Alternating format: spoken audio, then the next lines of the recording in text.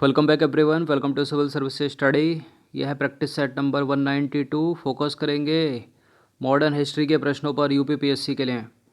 तो चलिए स्टार्ट करते हैं। इंपॉर्टेंट होंगे प्रश्न। आज डेट हो गई है 11 अगस्त 2020। तो क्वेश्चन नंबर 1 पर आ जाइए। इनमें से कौन फरवरी 1918 में स्थापित यूपी किसान सभा की स्थापना से संबंधित नहीं था? इंद्र नारायण द्विवेदी, गौरी शंकर मिश्र, जवाहरलाल नेहरू और मदन मोहन मालवीय। बताइए क्या है इसका आंसर। 1918 में स्थापित उत्तर प्रदेश किसान सभा से संबंधित थे इंद्र नारायण द्विवेदी, गौरी शंकर मिश्र, मदन मोहन मालवीय। लेकिन जो संबंधित नहीं थे वो कौन है? वो हैं Jawaharlal Nehru. Option number C. तो इसका आंसर हो जाएगा ऑप्शन नंबर सी। तो देखिए, अवध में होम रूल लीग आंदोलन के कार्यकर्ता काफ़ी सक्रिय थे। उन्होंने किसानों को संगठित करना शुरू किया। संगठन को नाम दिया गया किसान सभा। फरवरी 1918 में इंद्र नारायण द्विवेदी, गौरी शंकर मिश्र और मदन मोहन मालवीय के प्रयासों से यूपी किसान सभा की स्थापना जो है वो हुई। क्वेश्चन नंबर 2 पर आ जाइए। वह प्रदेश कौन सा था जहां बाबा रामचंद्र ने किसानों को संगठित किया? कौन सा था वो प्रदेश, बताइए। वो प्रदेश था अवध। ऑप्शन नंबर ए है इसका आंसर। तो देखिए, 1920 के मध्य बाबा रामचंद्र एक किसान नेता के रूप में उभरे तथा उन्होंने अवध के किसानों को संगठित करना शुरू किया। उनमें संगठन की अद्भुत क्षमता थी। 1920 में इनके प्रयासों से प्रतापगढ़ में अवध किसान सभा का गठन हुआ। क्वेश्चन नंबर 3 पर आ जाइए। अवध के एका आंदोलन का उद्देश्य क्या था, बताइए। अवध के एका आंदोलन का उद्देश्य क्या था? लगान का नगद में परिवर्तन, सत्याग्रह की समाप्ति, जमींदारों के अधिकारों की रक्षा करना या फिर सरकार को लगान देना बंद करना। अवध के एका आंदोलन का उद्देश्य था लगान का नगद में परिवर्तन करना। Option number D. तो देखिए, एका आंदोलन हुआ कब था? 1921-1922। इसका नेतृत्व किया था पिछड़ी जाति के मदारी पासी ने। इस आंदोलन में जिसकी गतिविधि के मुख्य केंद्र थे हरदोई, बाराबंकी, बहराइच तथा सीतापुर। किसानों की मुख्य शिकायतें लगान में बढ़ोतरी और उपज के रूप में लगान वसूल करने की प्रथा को लेकर थी। किसानों से 50% से अधिक लगान वसूल किया जा रहा था। जमींदारों के ठेकेदार किसानों को प्रताड़ित करते थे। एका आंदोलन का राष्ट्रवादियों द्वारा निर्धारित अहिंसक नीतियों में विश्वास कम था। इस आंदोलन में सरकार को लगान देना बंद नहीं किया गया और बल्कि आंदोलनकारियों की प्रमुख मांग थी बढ़ती महंगाई के कारण लगान का नगद रूपांतरण कर दिया जाए नगद में। क्वेश्चन नंबर 4 पर आ जाइए। अखिल भारतीय किसान सभा के प्रथम सत्र की अध्यक्षता किसने की? अखिल भारतीय किसान सभा के प्रथम सत्र की अध्यक्षता? पीसी जोशी, एनजी रंगा, इंदुलाल याग्निक या फिर स्वामी सहजानंद। देखिए, इसका आंसर हो जाएगा option number A, Swami Sahajanand. तो अप्रैल 1936 में लखनऊ में अखिल भारतीय किसान सभा की स्थापना हुई, ये याद रखिएगा, जिसका नाम बदलकर अखिल भारतीय किसान सभा कर दिया गया। बिहार प्रांतीय किसान सभा के संस्थापक स्वामी सहजानंद सरस्वती इसके अध्यक्ष और आंध्र में किसान आंदोलन के अगुआ तथा कृषि क्षेत्र की समस्याओं के विद्वान एनजी रंगा इसके महासचिव थे, आंध्र प्रदेश में। अब देखिए, फैजपुर में कांग्रेस सत्र के साथ अखिल भारतीय किसान कांग्रेस का भी दूसरा सत्र चला, जिसकी अध्यक्षता की थी एनजी रंगा ने। तो पहले की स्वामी सहजानंद सरस्वती ने और दूसरे की एनजी रंगा। क्वेश्चन नंबर 5 पर आ जाइए। बंगाल के तिभंगा आंदोलन की मांग क्या थी? बंगाल के किसान तिभंगा आंदोलन की मांग क्या थी? जमींदारों की हिस्सेदारी को फसल के आधे भाग से कम करके 1/3 करना, भूमि का वास्तविक खेतिहर होने के नाते भू स्वामित्व किसानों को प्रदान किया जाएगा और जमींदारी प्रथा का उन्मूलन तथा कृषि दासता का अंत, या फिर कृषकों के समस्त ऋणों यानी कर्जों को रद्द कर देना।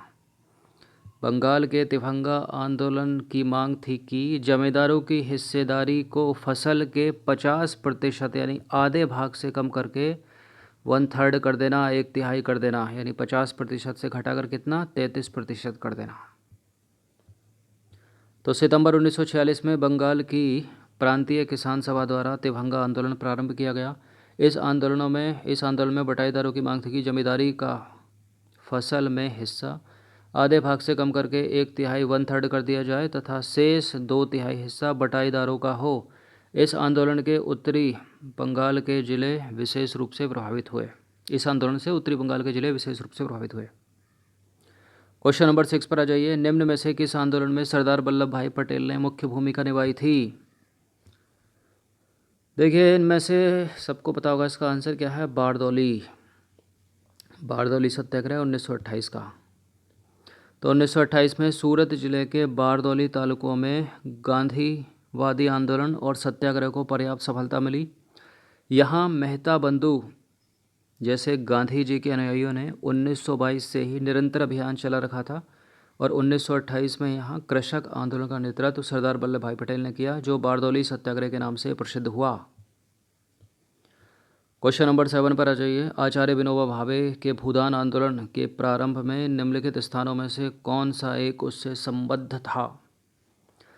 कौन सा था? उदयगिरी, रामपुर, पोचमपल्ली या फिर वेंकटगिरी? तो इसका आंसर हो जाएगा ऑप्शन नंबर सी, पोचमपल्ली। तो आचार्य विनोबा भावे सर्वोदय सम्मेलन के सिलसिले में 18 अप्रैल 1951 को आंध्र प्रदेश के नलगोंडा जिले में पहुंचे थे। यह जिला उस समय राष्ट्रवादी गतिविधियों का प्रमुख केंद्र था। इस जिले के पोचमपल्ली गांव में विनोबा भावे जी ठहरे हुए थे और पोचमपल्ली प्रवास के दौरान गांव के 40 हरिजन परिवारों के लिए भूमि की समस्या का समाधान तलाशते समय इसी गांव के जमींदार रामचंद्र रेड्डी ने 100 एकड़ भूमि देने का प्रस्ताव किया और यह स्वतः स्फूर्त प्रस्ताव ही भूदान आंदोलन की उत्पत्ति का स्रोत बना। अक्टूबर 1951 से 1957 तक विनोबा जी ने पूरे भारत में 50 मिलियन एकड़ भूमि भूमिहीनों के लिए प्राप्त करने के उद्देश्य से भूदान आंदोलन का नेतृत्व किया। क्वेश्चन नंबर 8 पर आ जाइए। भारत में 1918 में प्रथम मजदूर संघ की स्थापना किसने की थी? NM जोशी, BB गिरी, BP बाडिया या फिर SA डांगे? इसका आंसर हो जाएगा option number B, BP Badia ने। BP बाडिया भारत में 1918 में प्रथम मजदूर संघ की स्थापना। तो BP बाडिया के नेतृत्व में 1918 में स्थापित मद्रास मजदूर संघ भारत का प्रथम आधुनिक मजदूर संघ संगठन था। इसमें मुख्यतः बंकिंघम और कर्नाटक कपड़ा मिलों के मजदूर शामिल थे। इसके शीघ्र बाद मुंबई में 2, कलकत्ता में 1 और मद्रास में 40 मजदूर संघ बने। क्वेश्चन नंबर 9 पर आ जाइए। निम्नलिखित में से किसने अहमदाबाद टेक्सटाइल लेबर एसोसिएशन की स्थापना की? अहमदाबाद टेक्सटाइल लेबर एसोसिएशन की स्थापना किसने की थी? महात्मा गांधी ने की थी। तो अहमदाबाद टेक्सटाइल लेबर एसोसिएशन की स्थापना महात्मा गांधी ने की थी। कब की थी? 1918 में। क्वेश्चन नंबर 10 पर आ जाइए। निम्नलिखित कथनों पर विचार करना है। 2 स्टेटमेंट है यहाँ पर और बताना है कि इनमें से कौन सा करेक्ट होगा। पहला स्टेटमेंट है, भारत में Akhil Bharatiya trade Union Congress की स्थापना NM जोशी द्वारा 31 अक्टूबर 1920 को मुंबई में की गई और अखिल भारतीय ट्रेड यूनियन के प्रथम अध्यक्ष लाला लाजपत राय थे। क्या लाला लाजपत राय थे या वल्लभ भाई पटेल थे? देखिए, लाला लाजपत राय थे। करेक्ट है दोनों के दोनों स्टेटमेंट। ये सी है, इसका आंसर पढ़ लीजिएगा इसको 2 बार। क्वेश्चन नंबर 11 पर आ जाइए। 1929 में नागपुर में संपन्न All India Trade Union Congress की अध्यक्षता किसने की थी? 1929 में नागपुर में संपन्न All India Trade Union Congress की स्थापना की थी किसने? आचार्य नरेंद्र देव, सुभाष चंद्र बोस, यूसुफ मेहर अली या फिर जवाहरलाल नेहरू? क्या है इसका answer? Option number D, Nehru ji.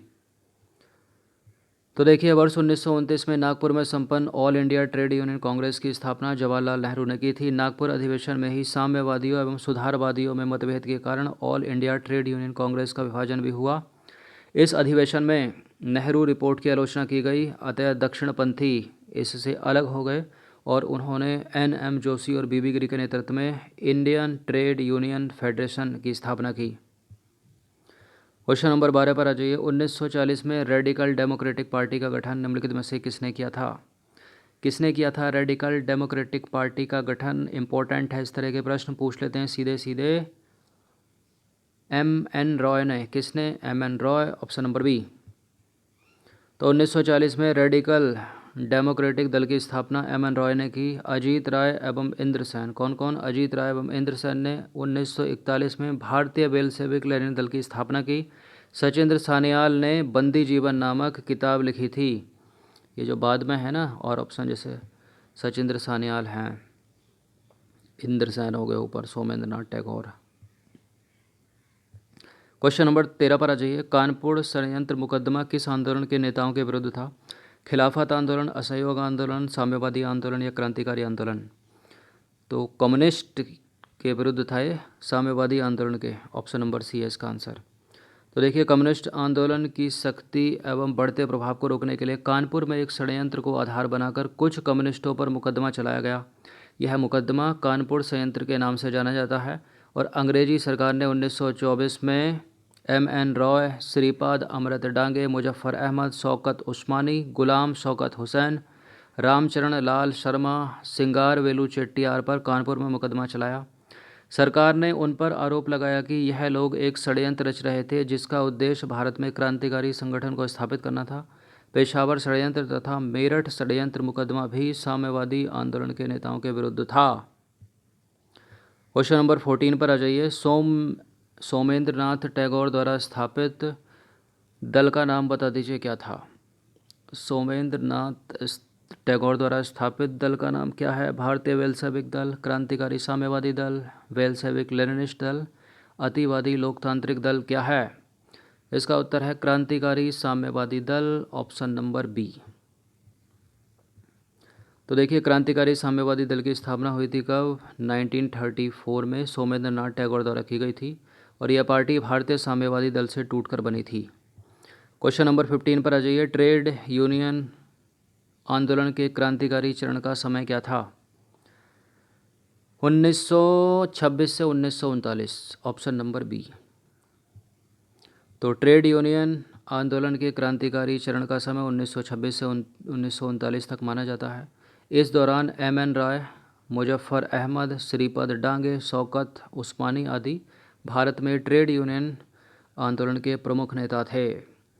तो मॉडर्न हिस्ट्री के 15 प्रश्न थे इंपॉर्टेंट, अच्छे से इसका रिवीजन कर लेना। कुछ इंपॉर्टेंट है इसमें, जैसे कि कानपुर षड्यंत्र हो गया, इस तरह के सीधे सीधे पूछ ले जाते हैं, या ट्रेड यूनियन आंदोलन हो गया, इसका चरण बता दीजिए। धन्यवाद।